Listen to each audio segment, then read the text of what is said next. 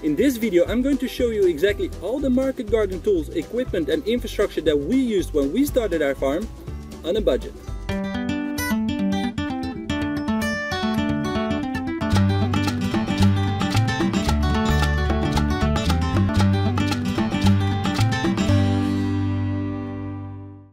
Hi there! If this is your first time here, welcome. My name is Moreno from thedutchfarmer.com, and this channel is all about sharing my experiences with farming and show you ways of how you can transition from your current job into making a living on a small farm. On this channel we're going to cover both the production side and the business side of running a small farm, as well as tips, strategies and tutorials. So if that is something you'd like to learn more about, then consider subscribing to this channel right now.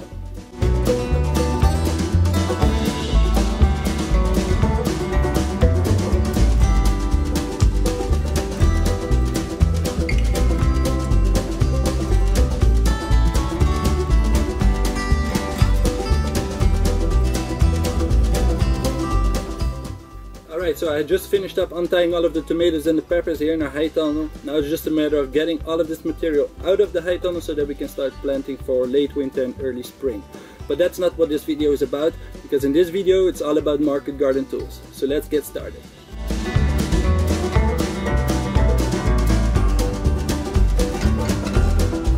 Besides being uncertain of where to start, what you should be growing and how to market and sell your crops, there's the fact that there are thousands of tools out there that might leave you wondering what you need in order to get started.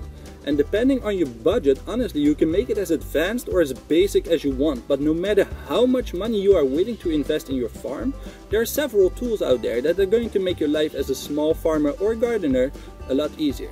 And I truly believe that in order to increase the success of your farm, you gotta make small calculated initial investments in the right tools and setup.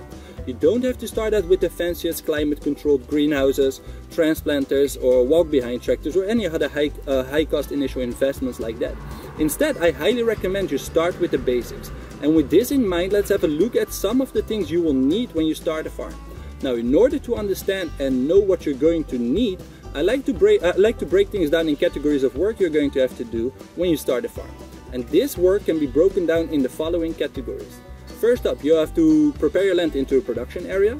You're going to have to grow seedlings. You will have to direct seed and transplant crops. You will need to irrigate them. You're going to need to manage the weeds and the pests on your farm. You will also have to harvest your crops, wash, pack and store them, and eventually transport and sell them. These are the main categories of work you're going to be doing, and for each of these tasks at hand, there's tools that will allow you to streamline the day-to-day operations, will allow you to create an efficient workflow, and it will allow you to increase your profitability. And with that said, let's jump right into the details for each of these tasks at hand.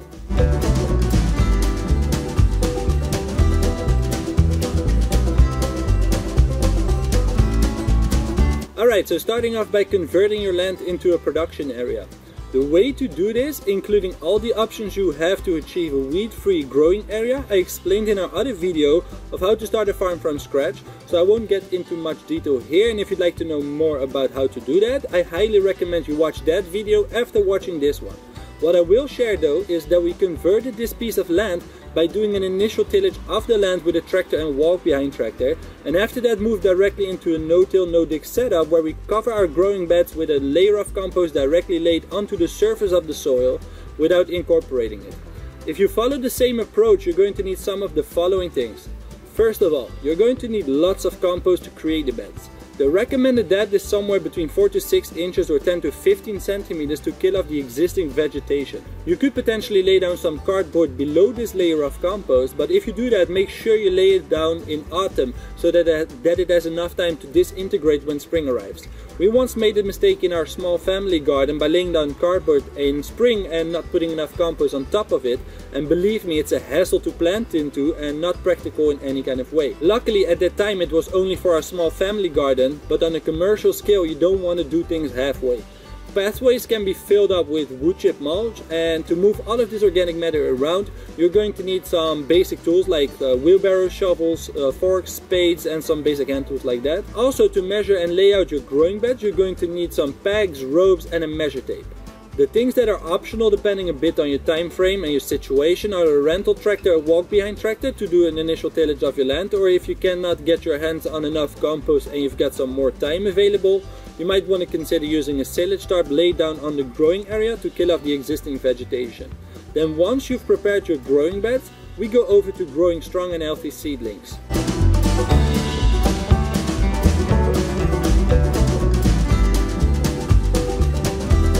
To get this part of your production right, there are a couple of things that you'll need. First of all, you need a dedicated area where you can handle soil and water.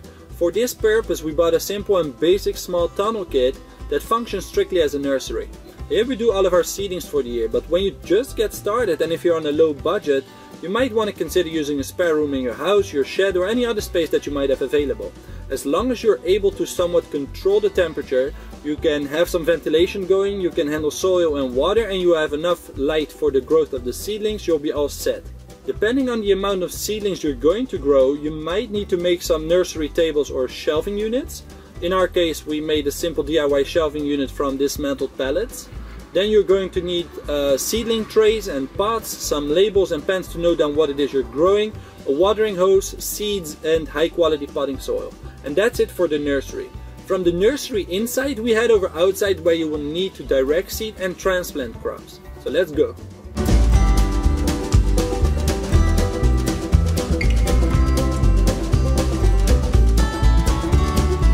On our farm, we follow a couple of basic actions before we either direct seed or transplant the crop into a bed.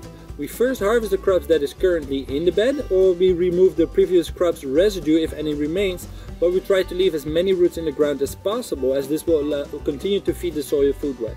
Then we broad fork the bed if needed.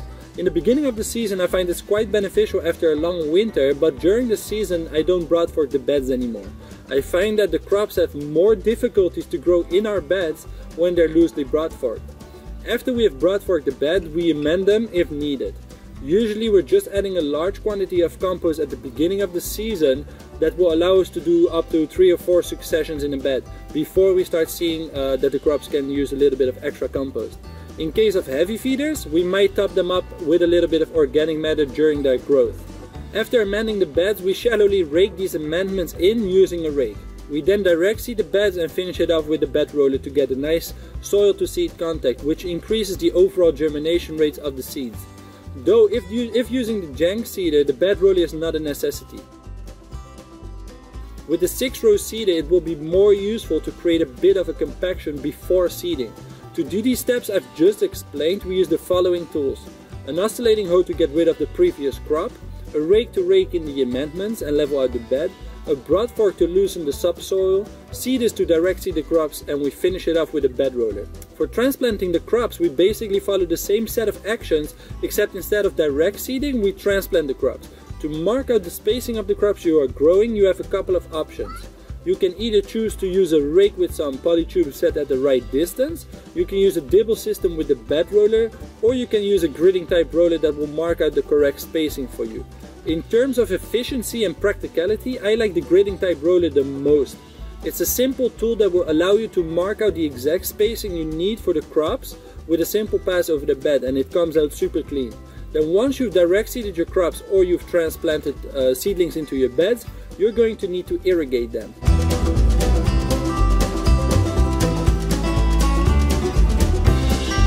Depending on the crops you are growing, the soils you are working with, and the climate you are in, you've got a couple of options when it comes to irrigation. By far the most efficient way of irrigating your crops is using a drip system. This is a must-have irrigation system if you're growing crops like tomatoes and cucumbers. These are the crops that don't like to get their leaves wet and humid for extended periods of time without drying out, and thus benefit a lot from the drip system where the water is directly supplied to the root zone. On the other hand, in terms of seed germination for direct seeded crops, I personally like the overhead irrigation the most, as this will allow for a uniform germination rate of the direct seeded crops. Whether you're going to irrigate your crops with a drip system or an overhead irrigation system, you're going to need some of the following equipment. First of all, you're going to need a water source. This could be your main outlet from your house, a pond, a well, a river, or any other kind of water source. From there, unless you use the main outlet of your house, you're going to need a pump to get the water to your crops.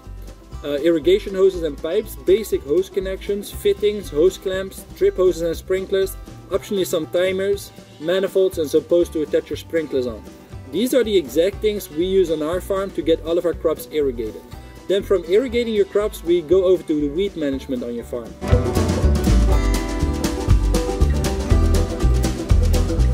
Definitely when you're just starting out with farming, you'll be surprised how fast weeds can take over your plot if not taken care of properly.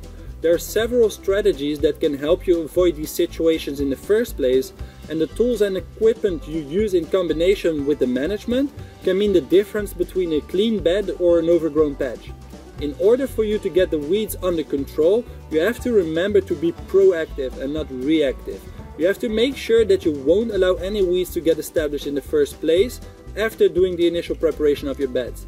This means that you'll need to follow a strict set of rules that will keep you on top of them. As for the tools we use on our farm to do all of the weeding, they're rather simple, basic and pretty cheap. We use collinear hose, oscillating hose and occasionally a bit of hand weeding to control the weeds on our farm. These precision tools allows us to cultivate in between the crops and take care of all of the weeds. Then from weeding we head over to pest and disease management on the farm.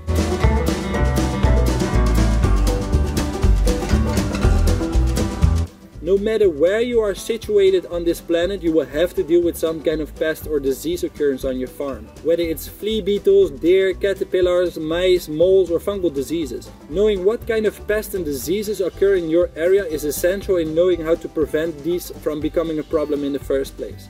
The best way to initially find out about pests in your area is to talk to other local farmers and gardeners about their experiences with these pests. On our farm we are dealing with several pests that tend to love some of our crops. The main pest problems we have are flea beetles, Japanese beetle larvae and cabbage root maggot. Knowing that these cause the most harm on our crops, we can start to look at how to avoid these pests altogether. Sure, having a balanced, diverse ecosystem around your farm would help a lot in controlling certain pests and help attracting beneficial insects and predators.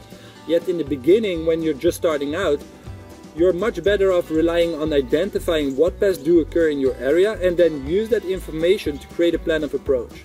Take for example our pest problems. We now know that most of our pest problems come from three pests: the flea beetle, Japanese beetle larvae and the cabbage root maggots. In our first years we picked a lot of the Japanese beetle larvae by hand. At every sign of an attack on a crop we pulled out the affected plants and 9 out of the 10 times we were able to find the larvae. Knowing that these larvae were causing us some problems on our farm, we started looking at their life cycle and found out that the adult beetles like to lay their eggs in grassy areas, which explained why we had so many of them. Since the land we converted had been a grassy area for over 20 years, it was the perfect location to lay their eggs. After removing all of the existing vegetation so that we could start growing our crops, the larvae had no other option than to start feeding on those crops. Knowing this, we need to make sure to not make it inviting for the adult beetles to lay their eggs in our fields anymore. We can do this by keeping the whole area weed free and installing insect netting over our crops when the adult beetles are the most active. We could also look at what animals are predating on them and try to attract these predators as an added backup. This is just a simple example of how you can go about pest problems. With pests, it's best to prevent them from becoming a problem in the first place. Once they are a problem, it becomes difficult to restore the balance in an annual vegetable production system. Best to start with is using insect netting with the right mesh in combination with crop rotation, and from there on start putting effort into increasing the diversity on your farm. Try to include hedgerows, hang up birds houses, insect hotels, and try to always increase the diversity on your farm to create a balanced functioning ecosystem that in time will be able to take care of itself. To install the insect netting, we cut steel wire at 5-foot lengths with 5mm thickness to create hoops. These fit perfectly on our 30-inch bed width, allowing enough space for the crops to grow. These hoops we place at roughly 4 feet distance. We place the insect netting on top of these hoops and use simple pegs on the sides of the netting that go through the netting into the ground. This way it's solid and leaves no gaps for insects to enter. If you're dealing with other pests, you might have to use other approaches. For example, with deer you'll need to install a deer fence. If you're dealing with mice, you could get yourself some cats and so forth. As for diseases, most of the diseases on the farm can be prevented. Some diseases are transmitted by insects feeding on your crops, and others come from poor growing conditions like ventilation and poor soils. The key with pests and diseases is prevention. With farming, it's important to put a huge amount of energy and time in creating healthy, have balanced and resilient soils and ecosystems, which can take a bit of time, but the end result will be worth it. Then from pest and disease management, we go over to harvesting your crops.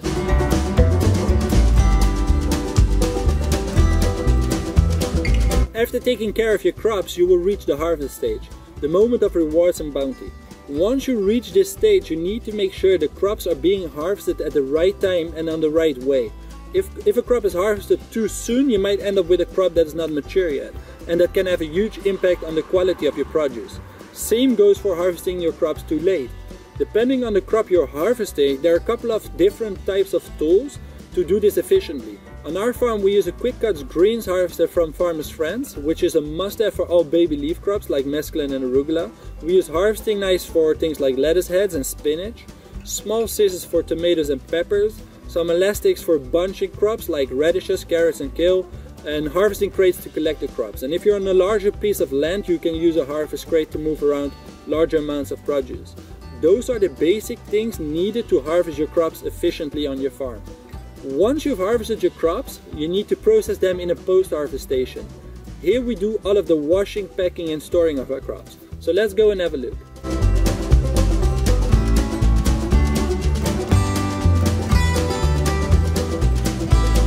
This is probably one of the most important elements on our farm, where we spend nearly most of our time. Now, luckily enough, this section of the farm does not have to be super expensive to create, as I will show you here. Most of this area has been made with recycled materials, from the bath that we use to wash the crops, all the way down to the walk-in cooler we've made with a coolbot and second-hand insulation panels. Now let's go over some of the necessities. Once we've harvested the crop, we first clean them using a simple cleaning gun.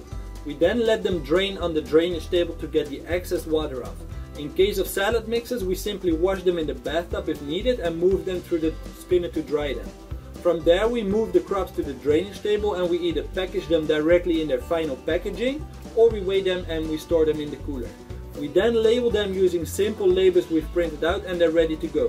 From the washing tub to the green spinner to the walk-in cooler cost us roughly $2,000 to get set up, which is quite alright considering the project that goes through it.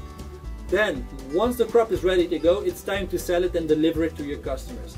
For this purpose, we bought a simple van that allows us to take all the produce with us to do our deliveries.